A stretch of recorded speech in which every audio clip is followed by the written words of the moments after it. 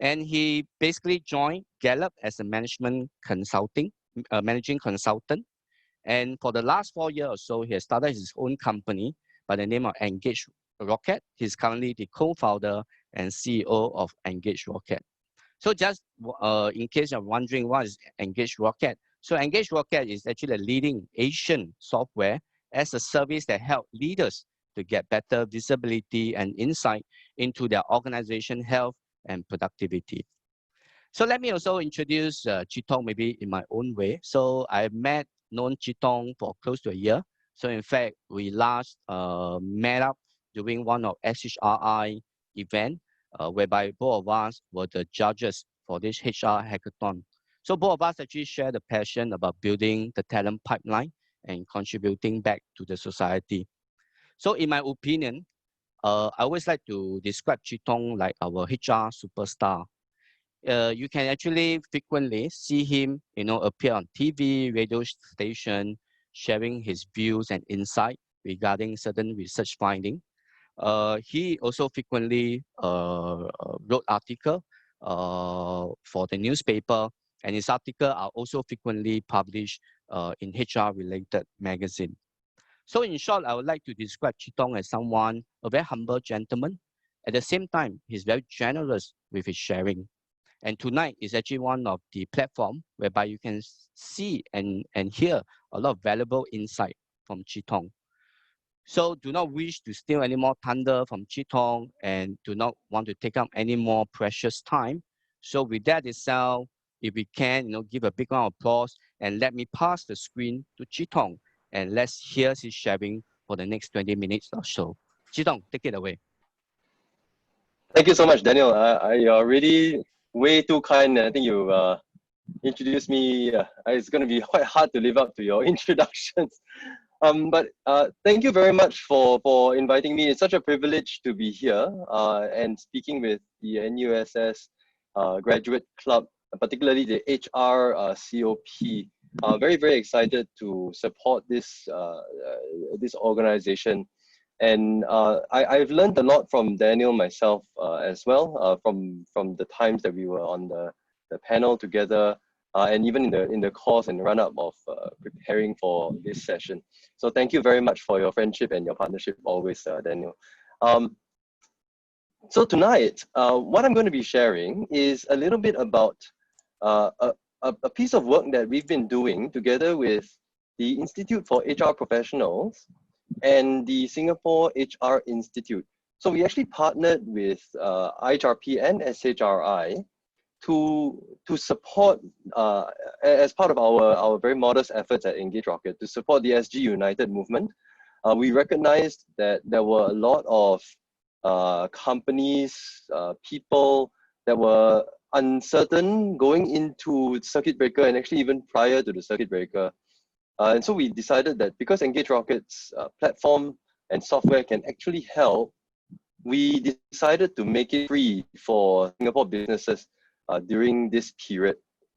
So to date, we actually had hundreds of companies that signed up and benefited from this program. And what we then realized was that actually within the Singapore frameworks, there wasn't another organization that was capturing and analyzing data about the workplace on a week-to-week basis through the circuit breaker and beyond.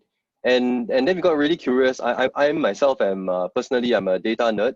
So started digging into the data and realizing that there were some quite interesting trends about how the Singapore workforce was responding to the COVID pandemic.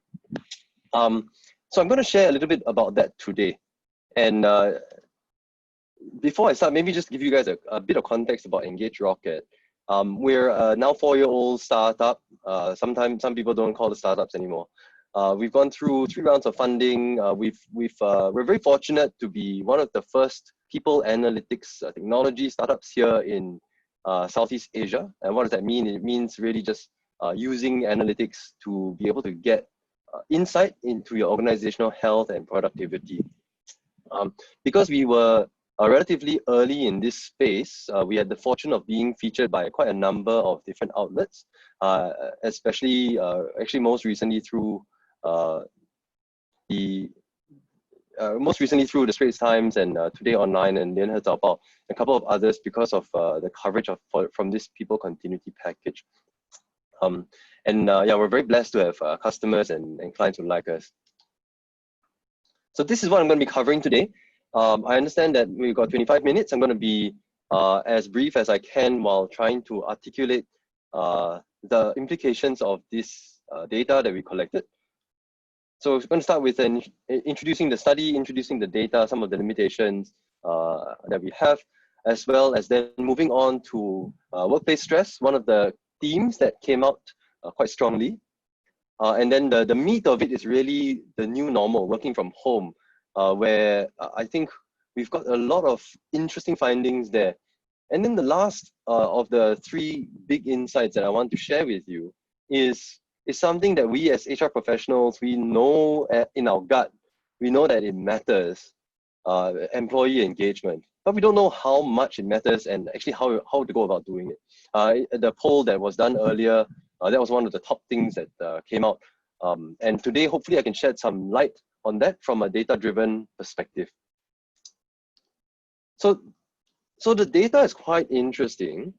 Of all the hundreds of companies that signed up, 95 currently have gone through the program. There are still companies that are doing the survey right now. If you recall, this is not this wasn't a nationwide study per se. It was more of a company X, you take this and use it within your company for your people. And right now, 95 companies have completed this already. The average participation was 68%, which was very, very high. We're very impressed by that, actually. Even for compulsory employee engagement surveys, you sometimes get about 80 to 85%. So at 68%, it was really high.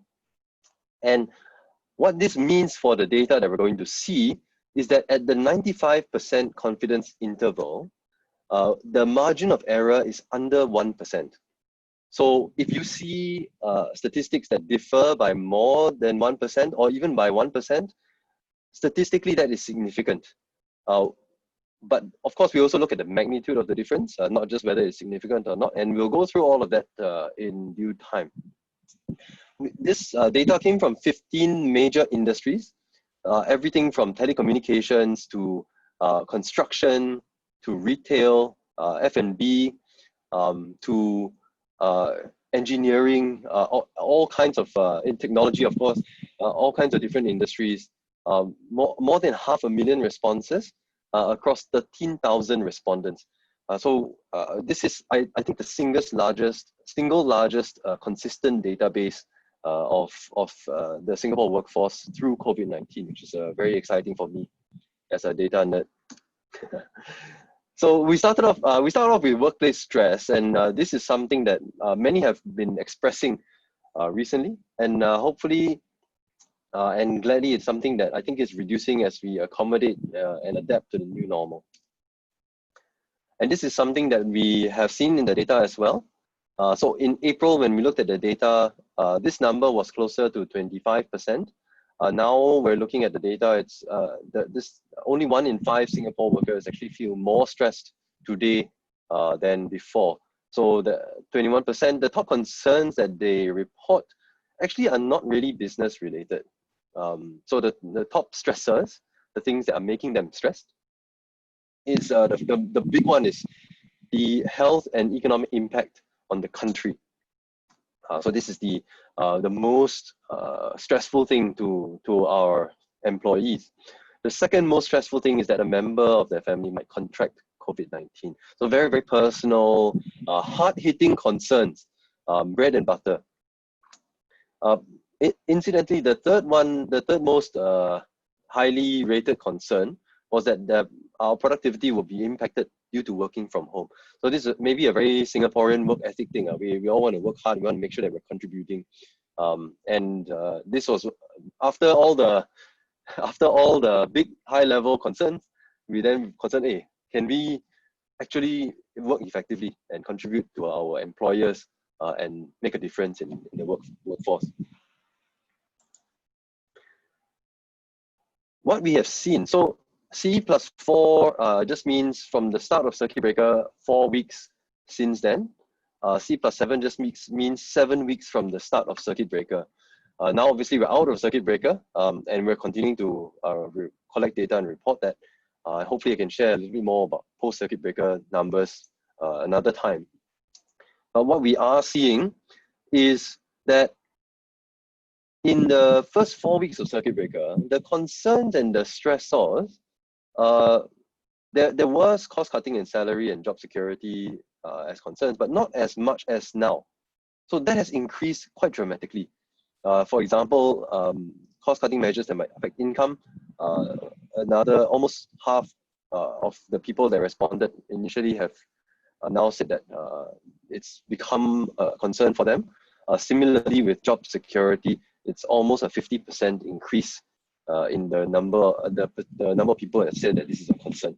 So something that we need to bear in mind for companies that can afford to, we should proactively communicate to our people that their jobs are safe. If we know that within the next 6 to 12 months, we should communicate that proactively. If we can't guarantee people's jobs, if there are certain business constraints, I think we need to be transparent about that. And we'll talk about the transparency of communication later on. So now moving on to the new normal, working from home. Our country's leadership has actually brought this up multiple times. Minister Chan Chun Sing, Minister for Trade and Industry, he mentioned this at the end of April. And then Minister Lawrence Wong recently also mentioned that to employers that basically we need to adjust our mindsets and embrace working from home as the new normal. And very, very heartening to see that about 70% of us on this call are working from home currently. So we're staying safe and ensuring that we keep our droplets to ourselves, as PM mentioned. So this is a finding that was interesting, and in fact was picked up by the Straits Times and a number of other media outlets. We asked employees whether they can see themselves working from home effectively all the time, 3/4 of the time, half the time, quarter of the time, or they don't want to work from home. And more than 80% of people actually said that they want to work from home after circuit breaker more than half of the time. This was mind-blowing for me personally. I did not expect this, and I definitely did not expect that this would continue through the circuit breaker. So we were capturing this information week to week, and we were analyzing it. And every week the data was the same, very, very consistently like this. This was a clipping from the Straits Times on the 29th of April when the story first broke. This was only 4 hours after it broke. We had 1,500 shares on the Straits Times Facebook page. I think this really resonated with a lot of Singaporeans. On the same day, Google launched a free Google Meet, for example, and that had 200 something shares. So this really hit home for Singaporeans. When we look at the breakdown of demographics, this is perhaps to be expected. Younger workers do prefer to work from home, but only slightly. The dark purple or the very bright purple bars here represent the responses from younger workers under 30 years old. Almost can't remember that time already for myself. And then the lighter purple refers to the bars representing the data from workers over 50 years old. And you'll find that there are differences in terms of those that responded all of the time, and then those that responded that they didn't want to work from home at all. I do see slight preferences, but to be honest, it's not as big as I expected. I expected that younger workers would far more prefer to work from home than older workers, but it's not that far. They're not that far off. What did come closer to expectation was that the younger workers did report higher productivity while working from home, or equal or higher productivity compared to older workers. And the numbers are quite stark. So 68% as compared to 56% and 49%. This is something that was interesting because there is a productivity tax that comes from working from home. If we asked this question: when working from home, it takes me more time, less time, or the same amount of time to achieve the same productivity as before. 40% of people basically said more time, which means that they are less productive today. only 16% said that they were more productive or that they spend less time to achieve the same productivity. And when we looked at two possible reasons, right? One is we're less productive, or we can be more productive if our team is more productive and therefore we can get things done faster. Or two, we are more productive because we have infrastructure, the support infrastructure to be able to make us more productive. So when we looked at both of these factors, we found that actually both of these enabling factors mattered to productivity. We compared those who said they were more productive versus less productive, and then we saw what's the difference in their responses to these items. But overwhelmingly, infrastructure was the biggest difference, suggesting that as a driving factor, investments in support infrastructure, particularly equipment, technology, and support services to enable employees to do their job effectively, is a critical driver of productivity while working from home. There's also the personal productivity element. So we looked again at 4 weeks after circuit breaker and 7 weeks after circuit breaker. We found that the number of people who reported being more productive actually increased, and those who reported being less productive decreased. So there was some adaptation at a personal level, and it's corroborated by this data. So we also asked this question: when working from home, the main challenge they face is, at the beginning of circuit breaker, we found that a lot of these were the key challenges: working longer hours than usual, the practical aspects like family presence, distractions, space constraints, access to resources and tools. So all of this came up in the first month of circuit breaker. Most recently, we found that actually the personal adaptations have actually improved. So only 40% of people now claim that practical aspects are a problem, compared to 47% before. And only 38% of people now say that working longer than hours than usual is a problem, compared to 52% as before. But the top most concerning challenge from working from home is actually infrastructure. So again, this is coming up: access to resources and tools that they could have access to in the office. So this is a structural thing that it looks like individuals are adapting to the new normal faster than companies. And then obviously here was also another interesting nugget, that people that claim that don't face any challenges working from home almost doubled from 11% to 20%. So a lot more people are saying that, hey, actually, I have no problems working from home. So the last item we're going to go through is engagement and culture for a strong recovery. We know as HR professionals that investing in employee engagement, investing in our culture, very important for the bottom line, very important to help us get through a crisis like this one. But just how important is it? So I'm going to introduce a concept here that may be familiar to many of you. It's called the Employee Net Promoter Score. And this is a score that's developed by Bain and Company. A single question: how likely are you to recommend this organization to friends or family as a place to work? And they divide up people into promoters, passives, and detractors. And the Net Promoter Score is just percentage of promoters minus percentage of detractors. So this is the score, ENPS score is on a -100 to 100 point scale. And the average of all the companies that went through this program so far is 5, which is actually pretty good, because prior to COVID, our average was -8. So using that as a proxy for employee engagement, we found that actually culture and engagement actually improves resilience and reduces stress by more than 2 times. So we did this by studying promoters and detractors, and how much stress they reported. So basically this question is: all things considered, my stress levels are still normal. Those that responded that they are still normal and thriving, 36% for promoters, 15% only for detractors. Those that claimed that they were confident in the current actions, that they are getting behind their leadership and management today, 52% from the promoters, but only 24% in the detractors. And then likewise also for the future, the promoters are far more resilient and confident about the future of the organization compared to the detractors. And how do you build a promoter? How do you make a promoter? We looked at a few different engagement drivers. So we did ask some engagement drivers as well. Clear expectations, manager support, relationships at work, and organizational support. And not surprisingly, all of them actually came out to be significant drivers of engagement. Interestingly, the most significant one is manager support. So manager support, being able to trust your direct manager, being able to get immediate feedback from your direct manager was one critical difference in being able to drive engagement and culture.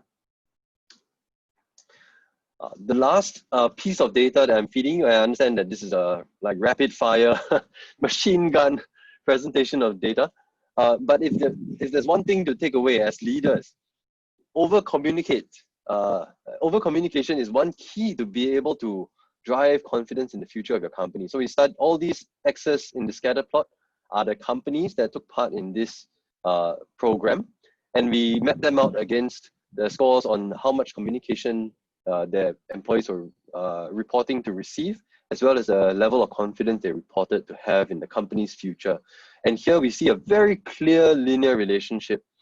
So we expected actually to see a little bit more of a plateauing of this curve, but it was really straight. And what that means is that the more you communicate, no matter what, the higher the level of confidence in the company's future. And this is quite shocking. There's no diminishing returns to communication to your staff. So at least when it comes to their level of confidence in the future. So concluding, I'm going to have some key takeaways. Number one, invest in infrastructure. Businesses, this is something very doable. It does require some budgets, but it pays off to improve remote productivity. Number two, invest in engaging your employees. You're twice as likely to have resilient organizations, and also twice as likely that they have less stress if you engage them better. And equipping team managers to do that is one critical factor that can enable it. And then finally, strong and regular communications to instill confidence in the future and resilience further.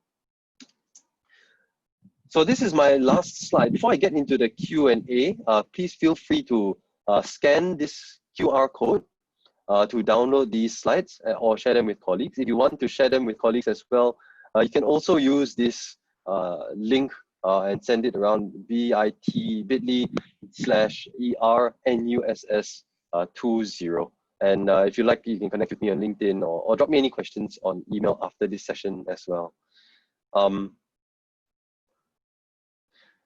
All right, I think I took up my full 25 minutes. Maybe I'll leave this slide on. Well, perhaps I address some of the questions that came through, asking about the sample sizes for slides 14 and 15. Okay, sorry, I don't know which is 14 and 15. 14 and 15, okay. So the sample sizes here, okay, for the first 4 weeks, we totaled about 3,000 plus employees in the sample. And then after that, we had, I mean, now we have almost 10,000 in the second sample. So both very, very large and statistically significant. How do we measure a HR person's KPI? Or who are the respondents? Sorry. Who are the respondents? The respondents are actually everybody in the company. So it's the owners of the company, all the departments. Basically, these were, if you imagine running an employee engagement survey, this was pretty much it. They will run this for pretty much the whole company. There were a few companies that ran this for certain departments. So some large companies ran this maybe just within the HR department or ran it just within the management team. But by and large, most companies ran this across everybody. So even in construction companies, for example, people all the way in the front line who don't have email addresses. Same with retail, people in front line, like literally store assistants, store managers were taking these surveys. Another question was, how do you measure a HR person's KPI when working from home? That's a good question. I think that goes beyond the scope of this study.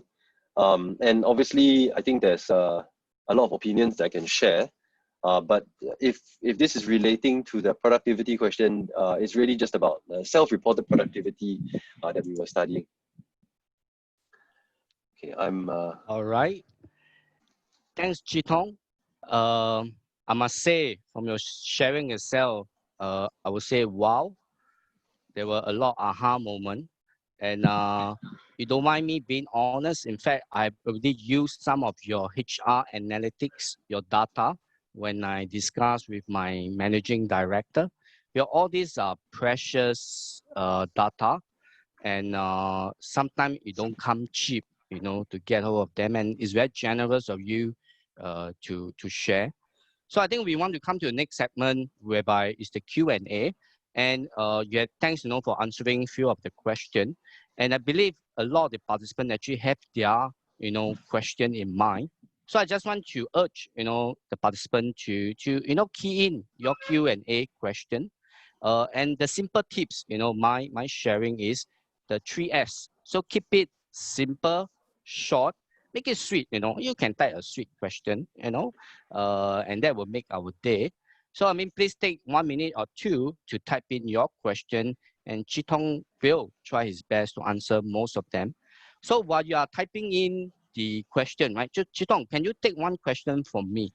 You share a lot about productivity. So let me ask you this or that question. So do you think majority of us are working hard, or we are hardly working during this period of working from home? In your views, please share. Yeah, I think actually that working from home really, it just exaggerates our own tendencies. I think if we are naturally hardworking, we tend to work harder when we work from home. And if we are naturally lazy, we tend to slack off a little bit more when we're working from home. So I don't know if that answers the question directly, but I think the fact that most of us are on now in a webinar in the middle of the evening suggests that we're all hard workers. So I'm pretty sure that everybody here on this call actually are finding that you're working harder than before. Yeah, thanks a lot for your answer. In fact, the recent trend, things are evolving so fast, right? So the new jargon that we use is Zoom burnout. So we get burnout from the Zoom meeting itself. And we also have a tendency wanting to reply the email, to pick up the call, because there's an assumption that working from home, you should be contactable.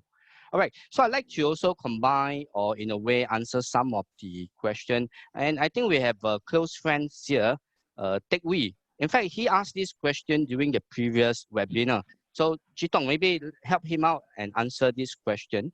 So he would like to know, the trend of working from home, will it affect globalization of work, specifically in terms of secondment of staff abroad or to Singapore? In your views, do you think those are still relevant practice? Yes, I actually think that it's highly relevant. I think when it comes to the physical secondment of staff abroad, there is still going to be that, especially when you have some sensitive projects and you need people to be physically present, to feel the ground, so to speak, and build up a new business or a new product line or something. That's still going to happen. But I would say that a lot of knowledge work, the war for talent is actually going to intensify, because we have employers who are now able to source for talent from anywhere in the world. And the reality is, what's the difference between having a workforce based in Singapore but all working from home, not meeting each other most of the time, to having a workforce that's spread out across low-cost regions, and who might cost 1/3 the price or 1/4 the price, and even if they are only 70% as productive as a Singaporean, for the employer, that is a worthwhile trade-off. They just hire more, right? It's so I think this really intensifies the war for talent, and particularly the war for knowledge-based talent. The best knowledge-based workers, they are going to start being able to command extremely high salaries, because their talent is so rare and it's impossible to find, and you get the whole world bidding up their wages. Whereas if you're not good, or even if you're mediocre, you might tend to struggle, and it's a bit of a race to the bottom. Now, this is a bit extreme, but this is my take on it, especially because of the power law of performance when it comes to human endeavor. All right, thank you, Chee Tung. I think next question I'd like to also zoom into also one of the key topic for tonight's sharing is about the engagement. So I'd like to combine two questions. So there's an anonymous question. How should the mode of employee engagement change with the new normal?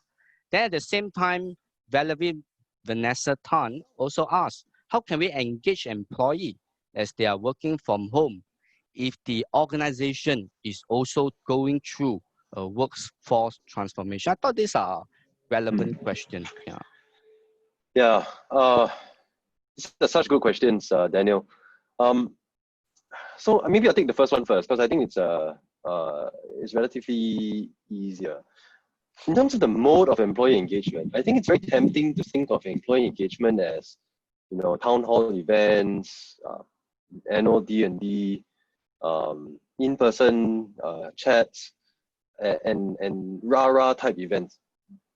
But the reality is, when we look at the research, it's a lot less of that.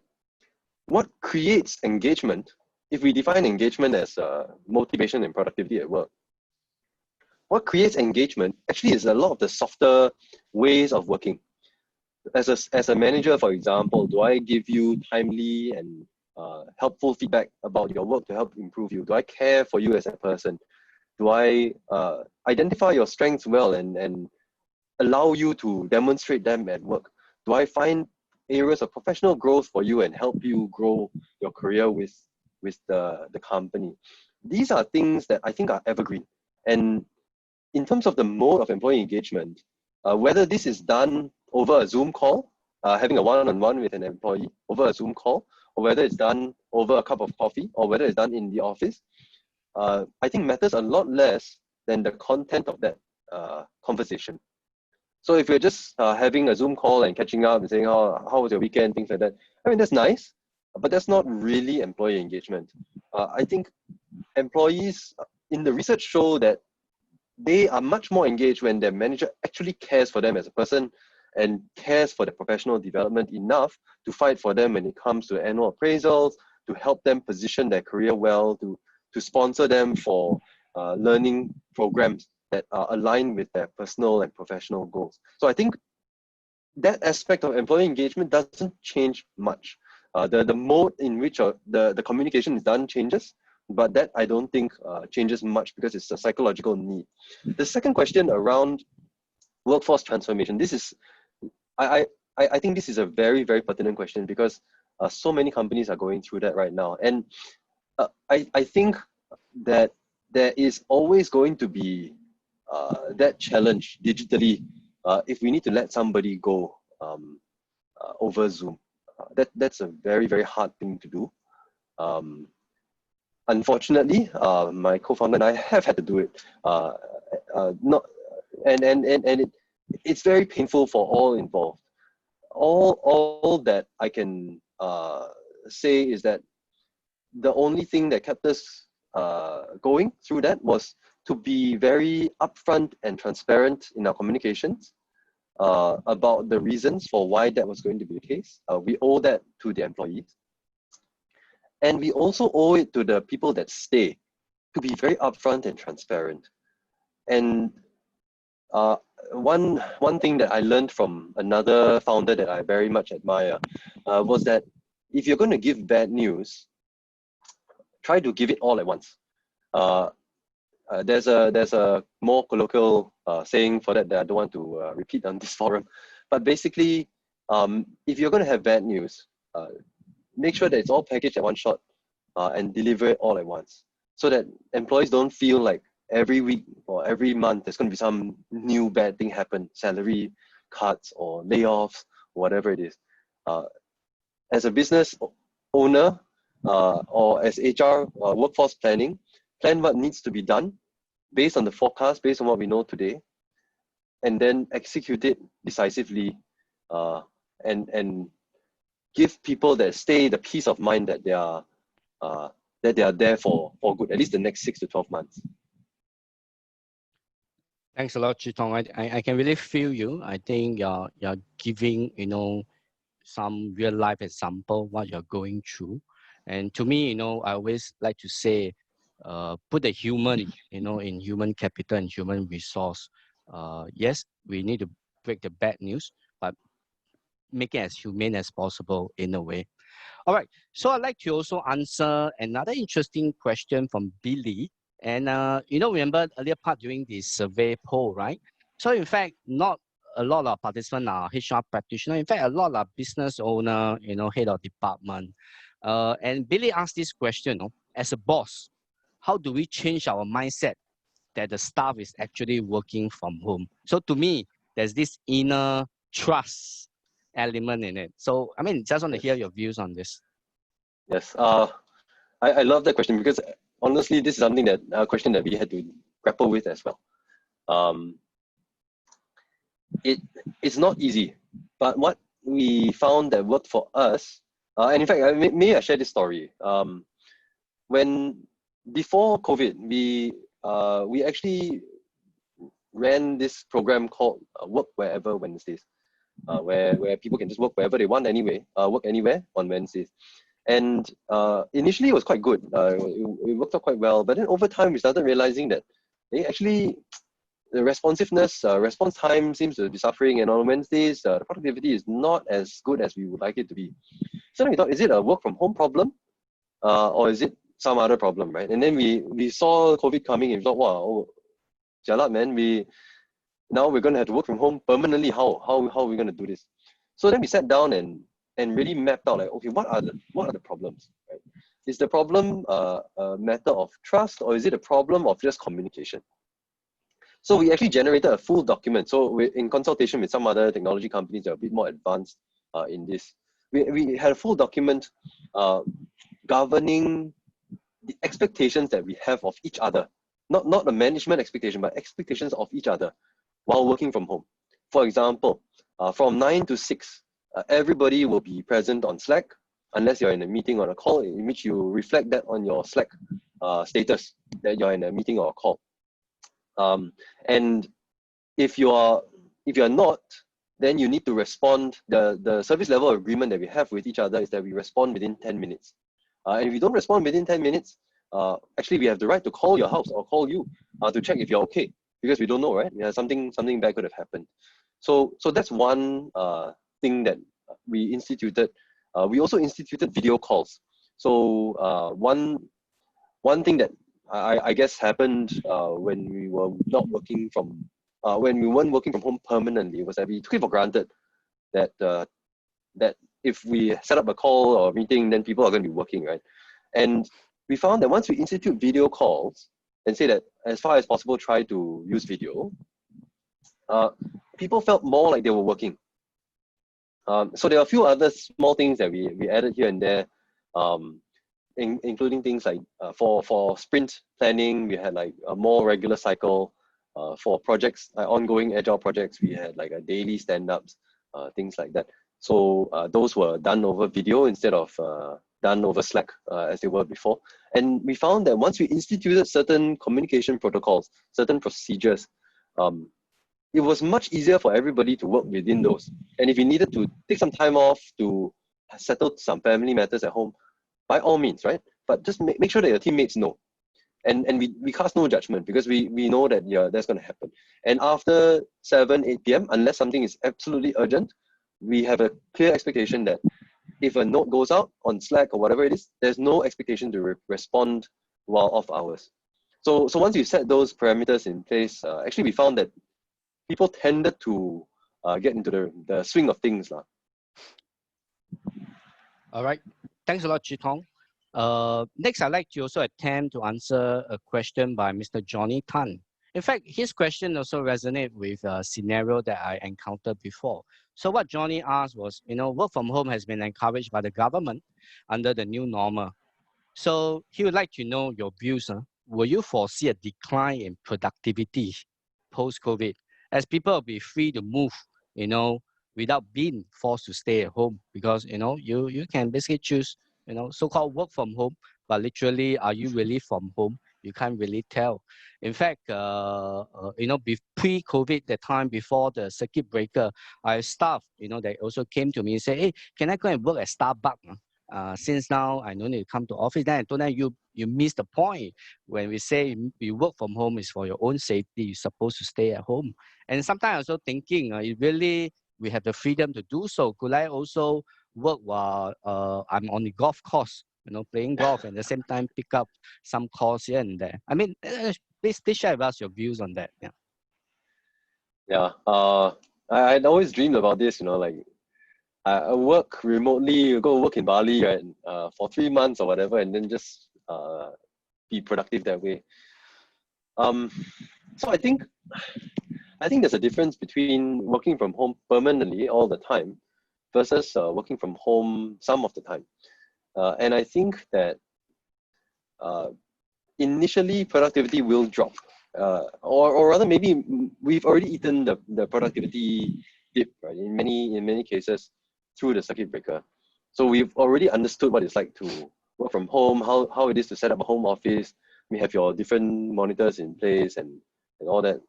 But post-COVID, if it continues, I think each company would have to redefine what it means by working in the office. Because as you said, right, I could line up my whole day with phone calls, but then take the calls while on the golf course. And the reality is, if you are able to get work done while doing that and close deals, get people to get your projects approved and so on, then I'd say, what's the harm in that, right? That's fine. I think what is going to force us to do as HR professionals and even as business leaders is to start becoming much more outcome oriented and understanding like what is the outcome exactly that I require from this person or from their contribution to the company. And if they're not getting the outcome, why are they not getting the outcome? If it's because they're not working from home, or if it's because they're not working in the office, then I need to bring them to the office. That's a performance issue that I need to deal with. It's not a company-wide policy that I need to deal with. Unless everybody is having this problem, which I doubt it will be the case, because you do have a lot of self-driven people that actually end up working more because they're working from home. So it's going to be a few individuals that are going to be like that. And I'm sure you're not one of those individuals, actually. Yeah, that's hypothetically speaking. I don't attempt to do that. Okay, thanks a lot, Chee Tung, for answering so many questions. And I'm also very wary about the time. Now it's about 8:50 on my watch. So next, I'd like to attempt to ask a contradicting question. Let's see whether can you attempt to answer. So Michael Tan asks, some people can't switch off after working hours. How do you overcome that? While Cynthia Tan asks about this question, there are some individuals, they are not comfortable in terms of working from home. So how would you motivate such employee to be more engaged with working from home? So one is over, one is really, having problem adapting to working from home. What are your views on that? Two questions. For the people that can't switch off after working hours, they're always going to be those guys. I guess I have a couple of questions. So question number one would be, do you want them to switch off? Because maybe that's just their working style, right? I mean, some people, workaholics, they actually get energy from working more, which is fine, right? Then by all means, go ahead. As long as you don't burn out, as long as you're doing okay, then by all means. But if you have that expectation of other people as well, then that becomes a problem, right? Then maybe that becomes a business partner issue, and you need to talk to or coach that person to say that you, by all means, if you want to send emails at 2 a.m. in the morning, go ahead, right? But if you are sending emails at 2 a.m. in the morning, don't expect people to reply you at 2:05 lah. So I think that is something. So for these workaholics, some of them, once they realize that they're not going to get a response at 2:05, they naturally start not sending emails at 2 o'clock lah. They send when they can get a response. And I mean, many of these individuals, and I've encountered many of them in my career, are very smart, very driven people, and they're great leaders and workers. And so for them to not get a response is very frustrating. In Singapore, we call it pek cek. You cannot tahan. So if the expectation is set that, hey, actually no people are not going to respond to you, or we need to worry about the mental health of everybody in the company. Unless it's super urgent, then you set the expectation upfront that, hey, please, I expect you to be online throughout this evening because we have this ongoing operation. Then those people naturally would, I think, tend to have more normal working hours. For those that just cannot work from home, I think this is I don't know how to put it lightly. If this becomes a performance issue, then it should be treated like a performance issue where they are put on a performance improvement plan and so on. I mean, while legally companies are expected to work from home 100%, and if as an individual you can't accommodate that, as a company I can't break the law. I need to abide by the law, and if you can't step up your productivity during this time, then we need to put you on a PIP.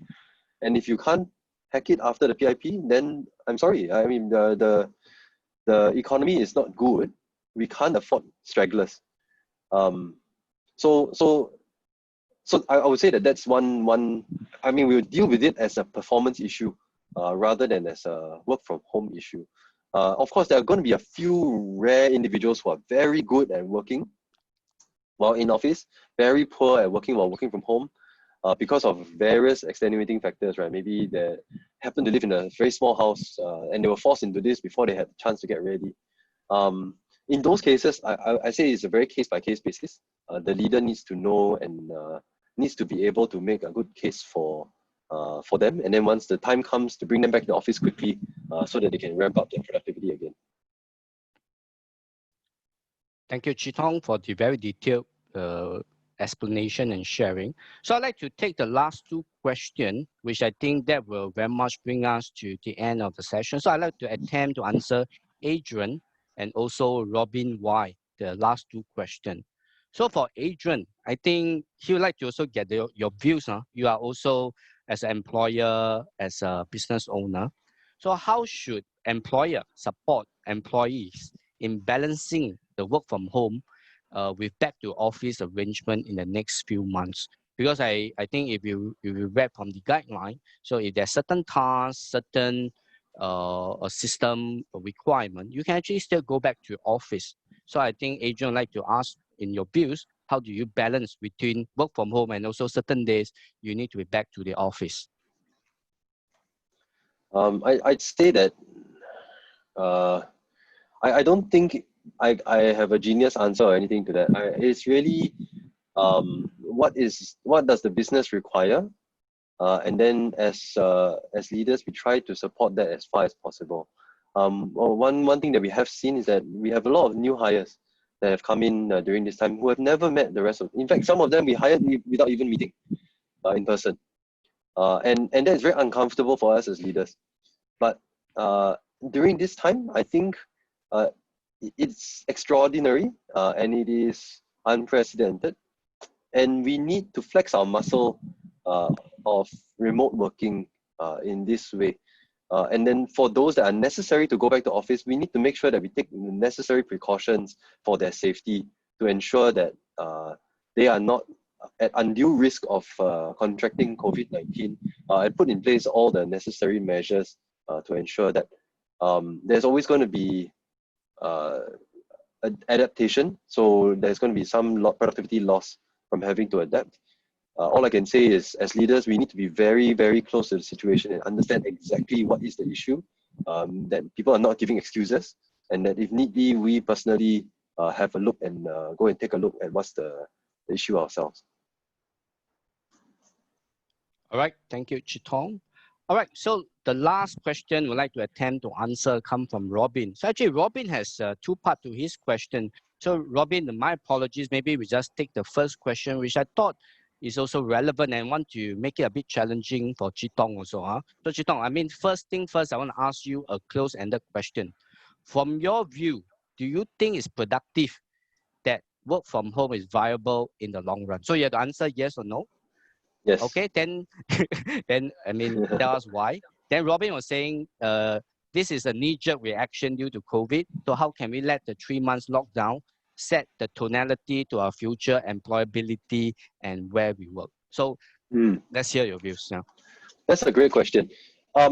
So my answer is definitely yes. And in fact, I think that this, instead of a knee-jerk reaction, this is actually it is actually the working world finally coming to terms with technology.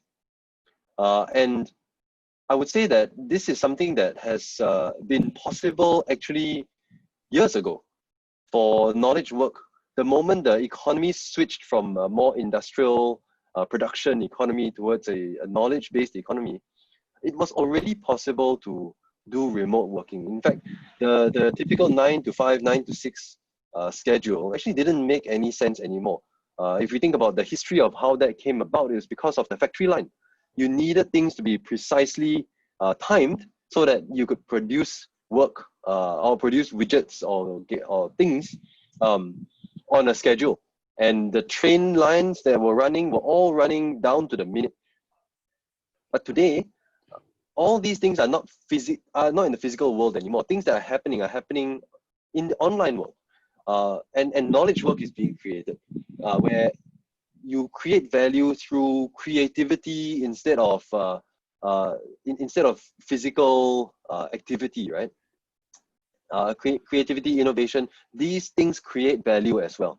So I would say that take a movie like Frozen, for example. Frozen 2, $1 billion movie. It could have been done by people scattered across the world quite easily, and not necessarily working 9 to 5. And in fact, you talk to creatives, they don't work 9 to 5. So I would say that what COVID has done for us is really accelerated the maturity of the knowledge economy that kind of forced us into a situation in which we start adapting quickly and evolving quickly to the situation that has already been at hand for us for a few years. So I think it's very viable, definitely. For sure, in-person meetings are still required. I mean, I'm under no illusions that we're going to suddenly become entirely online. But the mix of this is going to change dramatically. And even the way that we know what work is will also change as the talent market opens up. All right.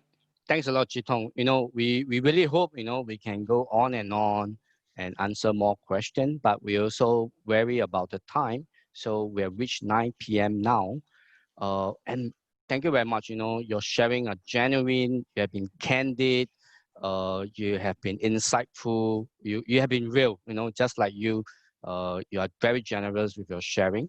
So with that itself, we have to come to the end, but still want to stretch you a little bit. So before I go to bed tonight, you know, can you share with us, maybe just now you have your last slide about the key takeaway, but after the Q&A, are there any other, you know, 3 takeaway that you can share with all the participants so that we can actually leave this session with another 3 key takeaway in mind? Would you mind sharing with us? So one of this would be very personal to me. So I much as we did this study, I personally have never set up my own home office, because I kept thinking, okay, I'm just wait until circuit breaker is over, we go back to office. So don't need to invest, don't need to do anything. Let me just get through it. And then the reality dawned on me, actually, while doing some of these slides, it dawned on me, hey, this thing is here to stay. I think the best thing to do is to lean into it and to embrace it, and to figure out what I can do to be more productive to it. So then I started to look around, because I talk a lot online, so I went to go and buy a microphone. I figured out how to set up my iPad as a second screen.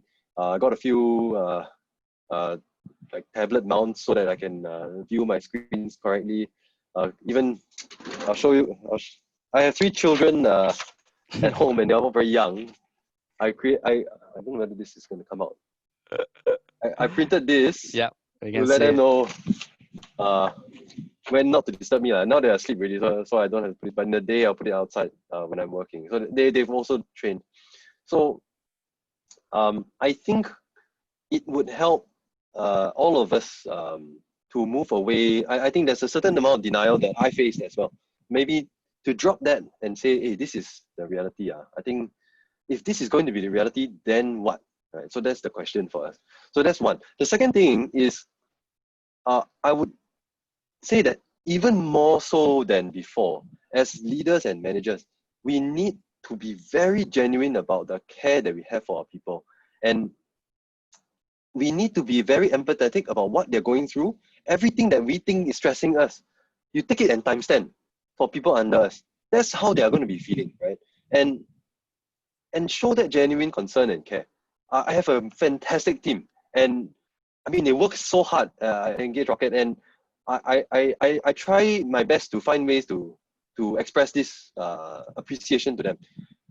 I don't always get it right, but I'm very conscious that without that face-to-face contact, I need to express it even more. I use more emojis in my text. I try to participate in games that they organize, all kinds of activities. So be there for your people, because they in this time they need you more than ever. So maybe that's the second thing. The third thing is maybe to, I guess, to have that optimism for the future, right? That this too will pass. And in fact, what we're going through right now, global pandemic, economic recession, a lot of massive business restructuring, a lot of disruption that needs to happen. All of this, if we get through this together, right?